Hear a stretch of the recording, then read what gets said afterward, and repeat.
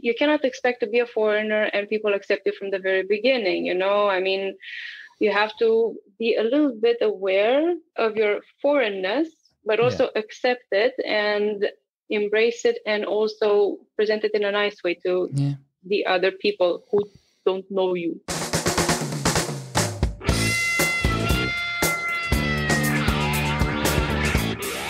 It's the Germany Experience, the podcast about life in Germany as seen through the eyes of outsiders. I'm Sean, your host, and welcome to the show. Go to the website, thegermanyexperience.de, to find out more about the show, and subscribe on any of the major podcast platforms. And I'm also on YouTube, The Germany Experience. You can find all the links in the show notes. And spring is finally here in Germany. I don't know about where you are, but where I am, it's here. And I know this mainly because of two things. First of all, my allergies and sinuses are acting up. And secondly, because out here in the country, the air smells really bad at the moment. The Germans call it Landluft, which very lovingly translates as country air. But what they really mean is it smells like shit. But I don't care, because of this weather. And it kind of puts a bounce in your step, even if you're headed for another massive lockdown, like it seems that Germany is. But we're not here to talk about pandemics or lockdowns.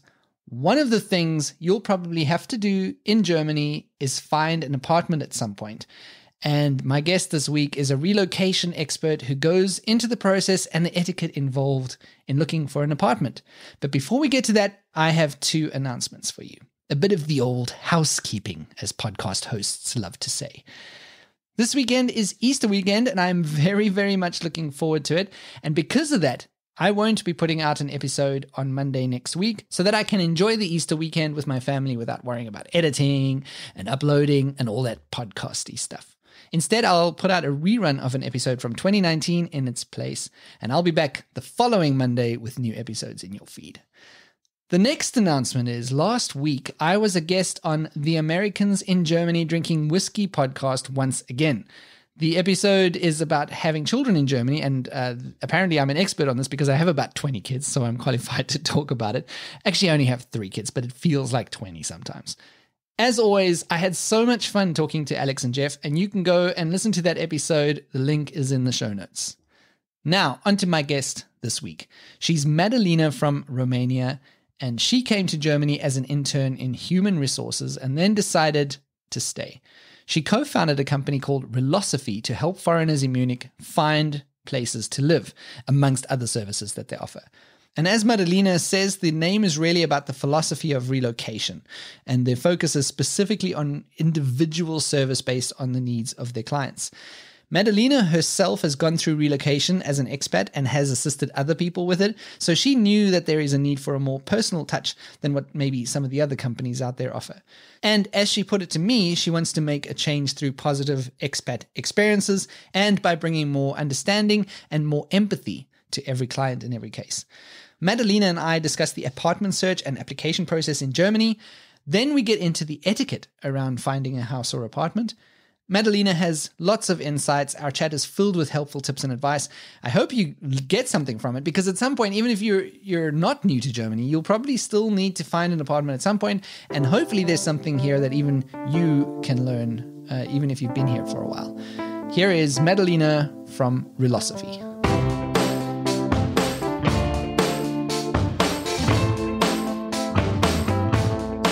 So Madalina, thank you so much for joining me on the podcast. Hi, Sean. Thank you very much for inviting me, and also actually for accepting my own self-invitation to your podcast. Somebody decided to invite themselves on the show.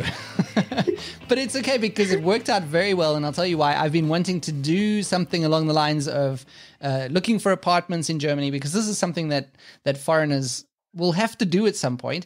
And it's been on my list of things that I wanted to cover.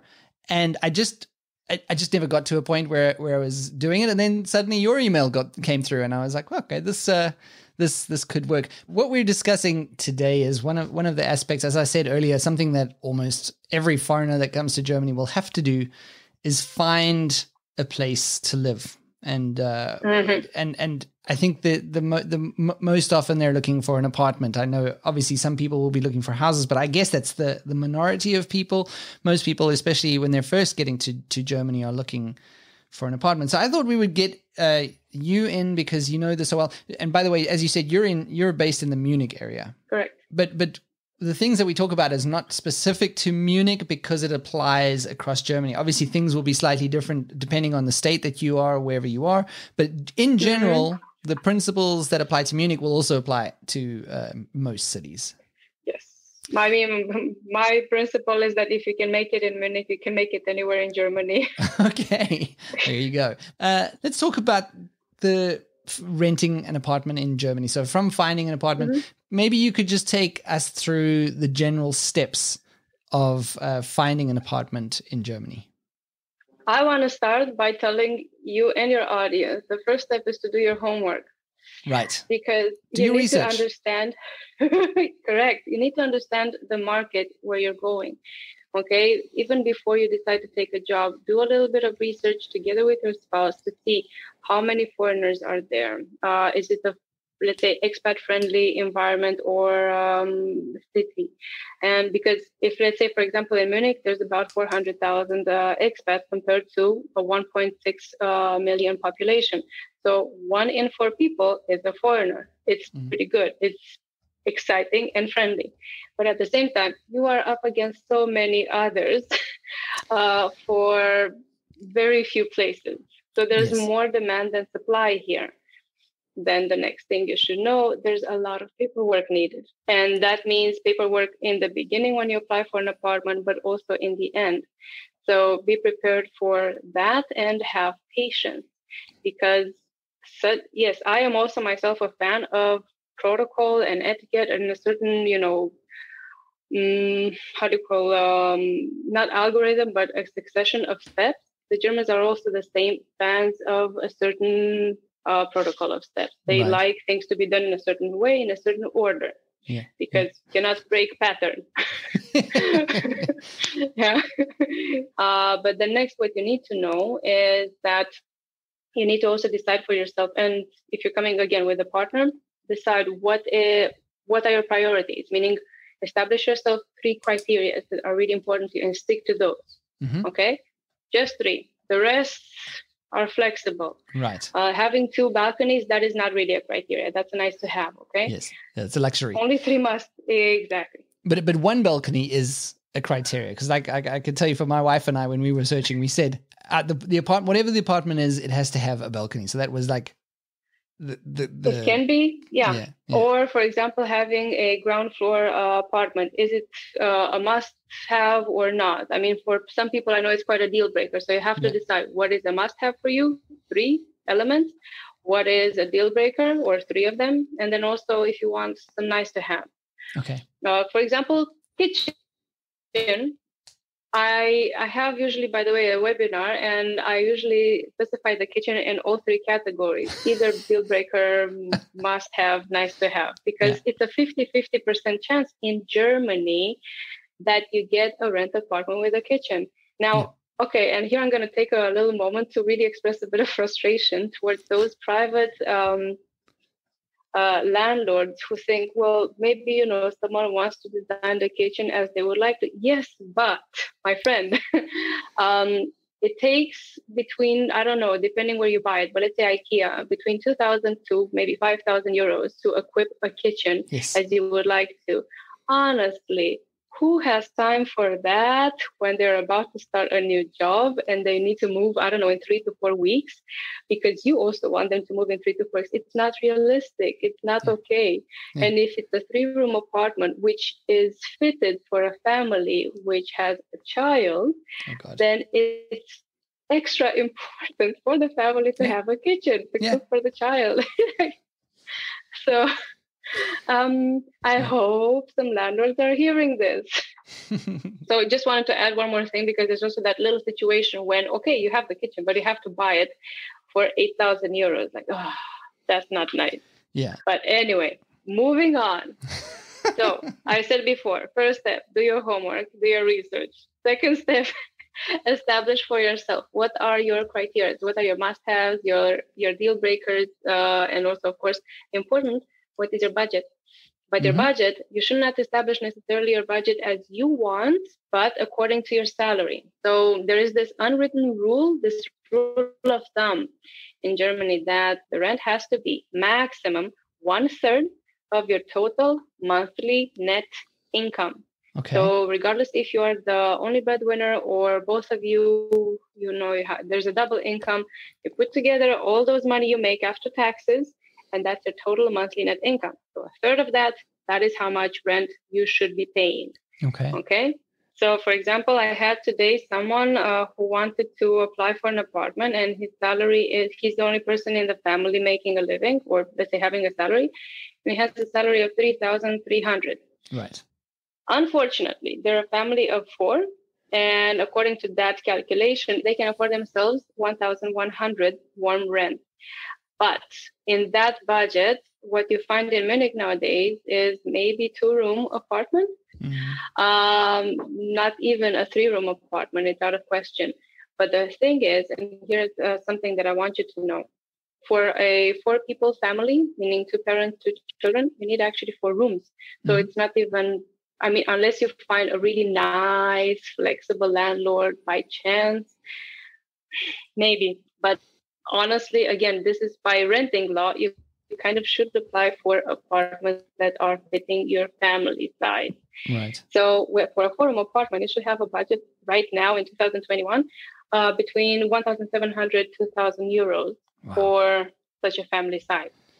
Okay. So yeah, but then we figured out and asked him, wait a bit, do you have a bonus? Yes, I do. Tell me, how much is it? 25. Well, then that's okay. You actually will make about 1,600 extra, which puts you exactly where you should be. Perfect.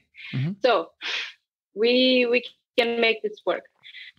So in the end, it's going to be fine. Yeah, and it's a very difficult thing, especially for foreigners to understand exactly how it all fits into the big picture, because they also don't know what other costs they're going to be having. But when you say the rule of thumb is 1/3, are you talking about warm? You're talking about varmieter, yes, right? warm. Yeah. Yes, so that means warm. that everything's so included. okay, you need to understand this also. Just like most of the clients, I never talk to the clients, and neither to you, about the cold rent, because it's very subjective in the end what price it will be. Okay. If it would be so easy to calculate Nebenkosten just like VAT, it's like a very standard number of 19%. Yeah. That would be super easy to talk about cold rent only, right? Right. But no, we see, I don't know, an apartment of 1,000 euros with 400 euros Nebenkosten, like utility costs. Yeah. Or sometimes we see with only 100. So it does not make sense to talk about the cold rent. We talk only about the warm rent, like as if it would be the end price of something. Okay. All right. So that is that's quite an eye opener, I think. For example, if you're saying if you've got 4 kids, what you need to have a budget that's in that same range, because I think people sometimes try to make things work. Obviously, you want to try and make things work for as little as possible, but you need to also be quite realistic about these things. Yes. All right. So maybe take me to the next step. What's happening next? The next step, again, before you still start approaching people, you should actually, first of all, make yourself the application portfolio, which should also include a cover letter. Okay. So really treat this whole house search, apartment search, just like a job search. It's fun, right? You get to do it twice. And the cover letter really is important because it helps the other person decide right away if they want to take you or not. Or let's say not that if, more like it helps them get to know you a little bit and feel warmer towards you, to come into your direction. So it's just easy. Tell them, for example, in my case, hi, my name is Madarina Dragalina. I'm a relocation consultant at Relosophy. I work in Munich, or I am moving to Munich as the 1st of April. I work at Relosophy. I have, 10 years of experience in this industry, so they can see I'm unfireable, or, I'm pretty good at what I do, and I make a salary of, I don't know, 100,000 euros a year. But they don't necessarily need to know the gross. They just need to know how much money you make in a month, so they make sure that you can actually pay the rent. Okay. And what they need to know is, I make 4,000 or 5,000 euros per month net. Okay. That is my salary. Or specify directly, this is my family's total monthly net income. You can also mention, if your wife has a job when you arrive in Germany, or if she's going to keep her job while you are still, if she's going to work remotely, or if your wife has a certain job, like let's say something, I did say wife, and here I need to really mention for the audience. About 80% of the people moving nowadays are men. So moving, meaning they're moving abroad for a job. So being mostly straight males who come for a job abroad. Wow. So being straight, that gives them a female partner. So that's why I said the wife. Oh, I see. There's also women, but not that many. Really. Right. Really not that many. So if possible, mention also what the partner does. If the partner or any of you have a PhD, like that is really a big advantage. So that's nice to know. And please mention how many people you're coming. If it's 3, 4, 5, 6, how many children there are. Please also mention their ages. That's quite good to have and to know for the landlord, especially if you have pets. That's very important. So let's say if you have dog, cat, hamster, pony, mention what breed they are. Right. And if you're a smoker, and even if you play any instruments, honestly, please just leave that information aside. Don't Really? even make it a big deal. Yes. Don't even bring it up. So honestly, playing a musical instrument is now in 2021 what used to be having a pet in 2017. So now it's totally okay to have a pet, especially with Corona when people adopted, cats and dogs. Yeah. So it's completely fine. But, and before, by the way, oh my God, it was horrible to even have a child. So if you had a child, they create a mess in the house, they scratch, they color on the walls. Oh my God. Yeah. Like, okay, fine. Then came the pet. Now it's if you play an instrument. So who knows what's next? Yeah, who knows what the new the new pets of 2023 is going to be? True.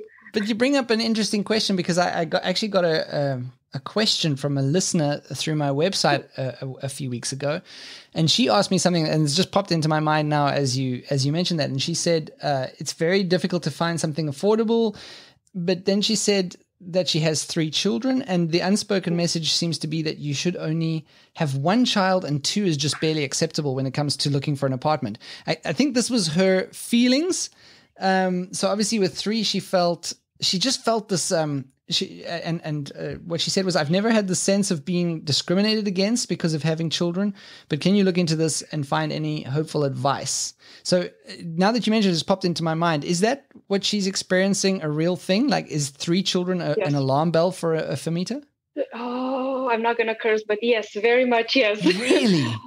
Yes, the typical German family does not have more than 2 children. If they do have more than 2, let's say they're 3, usually are those who live in the countryside, or, they have the space for that. The typical German family tends to plan these things in advance, and also they plan the support of the family financially and time-wise. So when you have 3 children, and I don't know if your listener or, the lady from the audience is a foreigner, but usually this is already a signal or an indicator that this is a foreigner we're speaking. Yes, she is. About. So, and if she's a single mother, I feel really bad for her. I hope she's not a single mother, because that is honestly, and this has not changed since I came here, this is the worst category to be in. Really?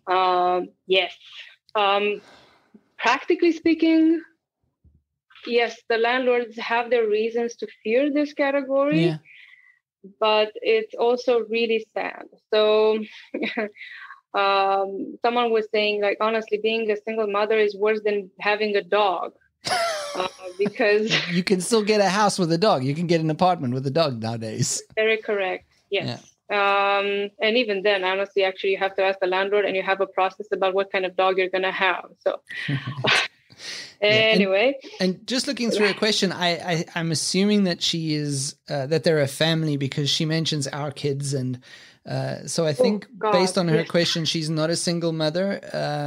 So let's go in that scenario that she's not a single mother with 3 kids. You're saying that that's still alarm bells for Famita potentially. Well, it's alarm bells. It's let's just say she cannot apply for absolutely everything she wants, and they cannot be either quite picky. Right. Because then with 3 children, you have a bit more mouths to feed than the average family in Germany, or even especially if she wants to live in Munich, then oh my God. But I actually had a lot of cases recently with 3 children. So it's not that unusual for me, but I know already the difficulty that it comes with that specific indicator. Right. So from the start, she has to apply for apartments are out of the question. Houses that have 5 rooms at least, because, and here's the kicker, you need as many members your family has. This is how many rooms you need. So 1 room per child, one room for the parent or and that's parents. Law. Yes, if you look into the renting law, and if you look a little bit into the real estate laws, then yes, you're going to find this. I can also go. How about I actually give you right now? I was saving this piece of information maybe for later, but how about I do it now? Okay. So per law, the living space that you need to have is for children under 6 years old, you need to have at least 6 square meters. Okay. For children over 6 years old, you need to have at least 10 square meters. And for adults, each adult at least 15 square meters. Okay. So you can start with that calculation. But again, you definitely need for a 5 people family, you definitely need 5 room house for accommodation. So it's fine. You're going to get to that calculation. But houses, so you cannot quite, unless you're lucky and you don't have any pressure, like nobody's kicking you out, and you don't have to move right now or in a month. You don't quite always have the luxury of also having, or let's say finding the rental apartment house that you want, like the criteria, with the budget that you want. So you might have to compromise on something, and you might have to compromise on the luxury of the commuting time, or the price. Pay a little bit more so you can have what you want, or maybe closer to the office, or having enough space, or something with a garden. Okay, so wow, we've got a lot of information so far. So maybe you can talk me through the next point that you have. So you prepared a cover letter. I think the audience kind of got the point so far, what they need to put in there. Make yourself likable. Yeah. Then in the portfolio, it's important, if possible, put the last 3 salary pay slips. If you don't have that, you're just, new to Germany, new in Germany. However, please do not put a copy of your work contract, because it can be, 20 pages of that, and you don't need that piece. Right. Either, if you want to be really fast, put, only 3 pages of that work contract, which can be the first page with your name and the employer and the start date and position, the second page, which is usually with the salary, and the last page with the signatures. Okay. Or, and here you have to instruct HR, ask them to write you an employer confirmation. In German, it should be called Arbeitgeberbescheinigung, which is just a 1-pager, and it says that, for example, Sean Behrens is a content manager, and is working for this company since this date, and is making this much money, and he is in an unlimited work contract and does not have probation or passed his probation. And that's it. But I'm saying that you can ask that from HR, but you have to actually mention to HR what you want that 1-pager to include, because not all HRs know. They also might ask, can you please give me a model from the internet? Sure, why not? But sometimes it also takes about 2 to 3 days, and you don't have that time when you need to be really fast. When you see an apartment on ImmoScout, Yeah. apply to it right away. If you get a notification from ImmoScout, I mean, I'm saying ImmoScout because it's the main place. It's like Google for real estate in Germany. Yeah. That's where you go if you want something. Exactly. So if you see a notification, apply right away. I don't know what you're doing, but interrupt that meeting, or I don't know, apply under the table. And People will understand. Yeah. Yeah. Or ask a relocation agent to help you. That's their job. Yeah, I think so. And what you said is a huge thing for foreigners, because those places, especially in the cities, come on to those platforms like Immobilien Scout or whatever, and then there already have dozens of people applying and showing up and wanting to get into that apartment. So maybe I can ask this now. I was going to ask it a bit later, but I'll ask it now. But is it counting against you that you're a foreigner and you show up there? Like, I think the renters would rather give it to a German that they know is definitely going to be around in the country for a lot longer. They don't have to worry about another language because, it might be difficult if the person can't speak very good German. Does that count against foreigners in those kinds of situations? Yes. Short answer, yeah. You're screwed. Just go home, foreigners. So, look, the short answer is yes. There's also a different answer. I mean, there's, so many people, such as my husband, actually, who are having a foreign name, or let's say non-typical German name, but actually speak German as mother tongue. Right. So the name, especially in big cities, is not such a big deal nowadays anymore. If you can speak German or write the letters in German, then it's fine. Okay. Or even if you mention the letters that I can speak German, perfect.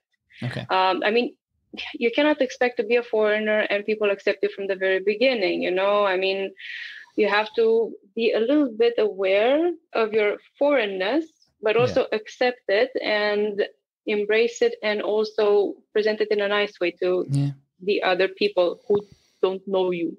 Right. If you can show that, you speak German, perfect. If you don't, it's not the end of the world. There are also landlords who can speak English. And if there are landlords who can be bothered to speak in English with you, it's fine with them. Mm-hmm. You don't need landlords who don't want to talk to people who cannot speak German, do you? No. Yeah, exactly. That's a bad situation for everyone. Yeah. Okay, so how did we get there? What were we talking about? We were talking about... I know exactly what we're talking about the portfolio. That's right. So I was saying that if you can put the last 3 salary pay slips, or if you don't have that, at least something from HR, like a 1-pager, or those 3 pages from your work contract, it's fine. And then there's also something in German called Mieter-Selbstauskunft, which is pretty much like a technical sheet of yourself.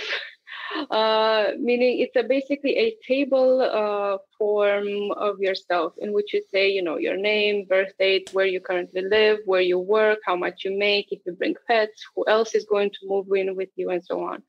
And of course, then you have to tick some boxes if you're in insolvency, or if you are, if you were charged with fraud or something like that, then that's about it. So so far I have never seen that form, by the way, in English, and I'm struggling. I want in the next couple of weeks to put it also on our website to have it in English, because it's taking a lot of time for myself also to explain sometimes to people, please provide this, and it's really easy. And then another document that someone can provide, again, if they had at least 1 month in Germany, which it's not very relevant, but it's nice, to provide the credit score check, which is called Schufa. That one costs 30 euros. But as I said, even with 1 month, it's not very relevant. What can they really check? Yeah, you haven't done much in a month. Yeah, I mean, if you're in Munich, there are many landlords who understand, there's nothing much you can really provide with this. But if you're in a smaller city, then I guess it would be quite helpful if you're a foreigner out of 10 or something.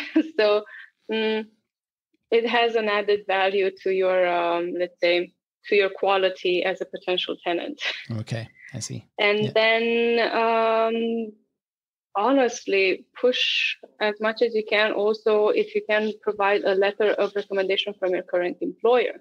that you're a good employee, Mm-hmm. or that from your landlord, if you're already living in Germany even for 1 month, a letter saying that you pay always your rent on time and that you never cause problems and you're good with your neighbors and so on. These things help. Okay. Yeah. So, and the more stuff that you have, the better your chances will be, because you just need, Correct. because there's so much competition on the day, you need to be able to just hand over everything as it is required. And they, like you said, not the whole Arbeitsvertrag as an example, just some important pages so that they can briefly see, oh, this person has everything that I need. And it can happen quick, because you'll need to be able, you need to be able to move quick when it happens. Correct. Something that I do want to add is something you should not add when you apply for apartments. Please never add copies of your passports or your blue card, because that could lead to fraud, right? I mean, someone could fraud you. You don't know who's at the other end. Of course, not everybody is a scammer. And again, since 2017-ish, ImmoScout and ImmoWelt have made significant progress when it comes to catching the scammers. But there's still issues. And you can submit these copies if you want once you sign the rent contract. You don't need to prove anything by providing them from the beginning. And if someone asks them from the beginning, honestly, how is it called? Put their foot down and say, no, I will provide them when we sign the rent contract. Okay. And that's it. Okay. That's a very good piece I don't of advice. need to provide. Yeah. I mean, you can, of course, provide also these copies and mark in black basically every sensitive information that is unique to you, such as the unique number that is assigned to your passport and your birth date and, I don't know, where you were born. Just leave, the picture with the little hologram, or how is it called? That seal. And exactly. The name, and that's it. You can mark everything else in black. You have a computer, I'm sure you can use it. Yeah. But I don't see a purpose in providing, before you have to, an ID. Yeah. And something, by the way, and here I have a lesson for myself and also for my fellow expats, that there is one thing in Germany that it does really well for you. And that is, it really makes you stand up for yourself. It makes you more autonomous living in Germany. Yeah. You are more aware of laws, of how everything works around here. Or you start learning how to ask the right questions, how to think for yourself, It's like an awakening. Yeah, it is. It's exactly what we found as well. It definitely makes you more assertive in a lot of ways and more direct. And I think that is very, very valuable advice about specifically passports, and because you never know who you're dealing with, and like you said, they don't need it in the right up front. They might just need to see that you have valid documentation, in which case sort of an edited document would be fine at that point. Mm-hmm. Yes. All right. Maybe you could just take us through the etiquette around, because you said that there's some unwritten laws and unwritten rules to going through a process like we've just described.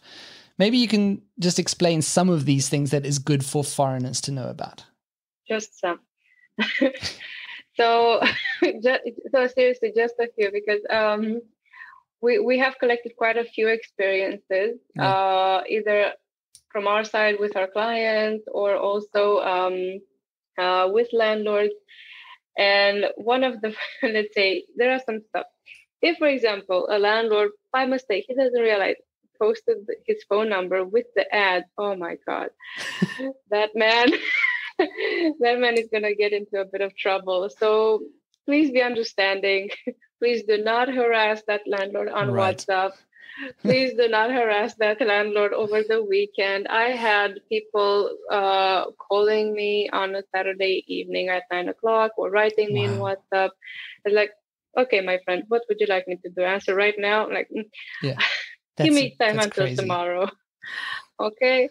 Also important, if you have a house visit, and I cannot stress this enough, if you have a house visit, it does not mean being punctual. It does not mean coming exactly when you have the appointment. It means coming 10-15 minutes earlier. Okay. Now, that is important because, one, it can happen that someone who was before you did not come or show up anymore, or, some different reasons. So you actually can visit the house either earlier, or you actually can take a bit longer to visit the house and connect with the agent or whoever is showing the apartment. So it's actually in your advantage to come earlier. Yeah. Secondly, if you do come earlier, and I really urge everybody, come earlier to the house visit, maybe even half an hour, so you can explore the area and see for yourself, first the area and then the apartment. The reason is, get a feel for the area, see if you like it first there, if you see yourself living there, because the apartment is basically the box where you're going to live. But you also will get out. Do you feel safe there? Do you imagine yourself riding a bicycle or having a child in those neighborhoods? Right. Or, I don't know, spending time in the park or going to the shops. If you first see the apartment and then the area, first, when you go outside, you're actually going to go with the impression of the apartment when you go see the surroundings. The surroundings are not the same as the apartment. So in the end, let me put it like this. The apartment has a certain orientation, maybe, the ideal orientation is south or southwest, because you get the most sun and so on, and light and heat. But in the end, it's you as a person, as a family. You are the people who are basically blessing that space, who are making the memories in that space. So that space just exists there. It's you who has to first determine if the area is for you, and then the apartment. Okay. So again, me stressing on punctuality. but it's exactly what you say. It's such a good point, and it's not something I've thought about before. But you're 100% right, because what happens on these viewing days is that often someone comes in and already after 3 minutes they know this is not the apartment for me, and then they leave, and then the landlord's standing there waiting for 25 minutes for your appointment, where, like you said, you've got the opportunity to go then straight away in, chat to the landlord, and he's just thought, oh, I've just lost one person, now here's somebody else, they're right here at the right time. So that is a very, very good piece of advice as well. Yep. I mean, I had people who were so aware of the culture they're coming from, or let's say not only like as a reality, but probably also of the stereotypes, that they were coming actually half an hour earlier. So I thought, I'm coming early, but man, you really beat me. That is early. Yeah. And something else that I do find, and I'll be honest, distasteful, is when you agree with the landlord on the terms. You read the contract, his proposal, you agree also verbally and in writing. You didn't sign yet. And then last minute, and you decide to change terms, for example, but something significant, not like, I don't know, something significant, like such as the rent increase. Like, oh, I don't want the rent increase like Staffel. I want it index. Like, wait a minute. That's a big change. That's fundamental change. Correct. Yeah. It's like saying, I don't know, I don't want to wear a trench coat outside. I want to wear a winter coat. Right. Yeah. Totally different things. Yeah. And I had also people who were trying, like, again, people, not my clients. No. I instruct my clients from the very beginning, and I stress, just like in our discussion now, so many times on the same thing until they get it right. No, because I want to make sure. Please understand. Look, I'm telling you this 2-3 times. I am stressing about this. I'm not stressed, but I'm stressing this because it's important to know if you understand and if you agree. If you don't agree, okay, tell me, but I don't want surprises. Yes. Because I had also people, when I was representing the landlord, who were trying to haggle, to negotiate on the rent price. Like, my friend, we can negotiate so many other things. Okay. For example, when you start, how you pay the deposit. Can be one installment, can be 2 installments, can be with, transfer, bank transfer, or can be in cash. But please, the rent price, I mean, it was in the ad. You came into the house and you visited the house. Right. You saw the contract. Please don't do that. Yeah, that is set. It's pathetic. Yeah. How is it? It's not okay. Yeah. And I think there was one more thing. Yes, because I did write it down for myself, because there are many things that take me still by surprise. But one thing that I do see nowadays, and when I said earlier about the cover letter, try to actually have a cover letter. So something that has an introduction, it has a body, and also has a closing statement.